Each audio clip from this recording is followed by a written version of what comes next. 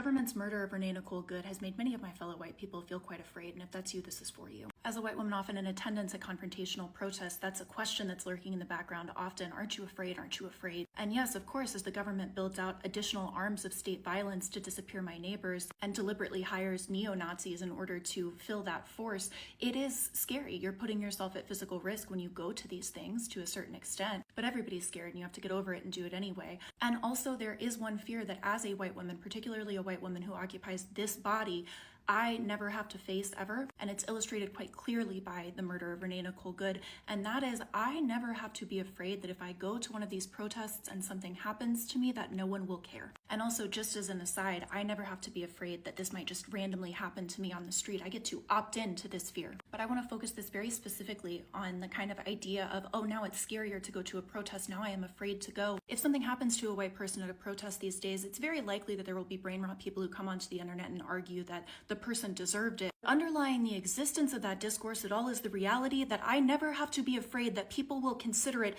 normal for the state to do harm to me in the streets. I never have to be afraid that harm to me might happen and generate no outrage. And so I know that my presence at these things is not only lower risk to me because the state also knows that, but if something happens to me, it is an earth-shattering deviation from the way that things are supposed to be in this country. And the reason that you may or may not have even known that months ago ICE murdered this single father, Silverio Villegas Gonzalez, as he was backing away from them, that months ago they shot Miramar Martinez, a rapid responder and US citizen, not that it should matter, 5 times, and then tried to charge her with a crime that they had to dismiss. The reason you may or may not know that that even happened, but you are guaranteed to know that ICE agents shot and killed Renee Good, is because we have accepted that violence against non-white people in this country is normal and violence against white people is not. And so the murder of Renee Nicole Good does not make me more afraid. It makes me angrier, and it doesn't make me angrier with the government actually, and that's because I have maxed out with my anger at the government a long time ago. I have reached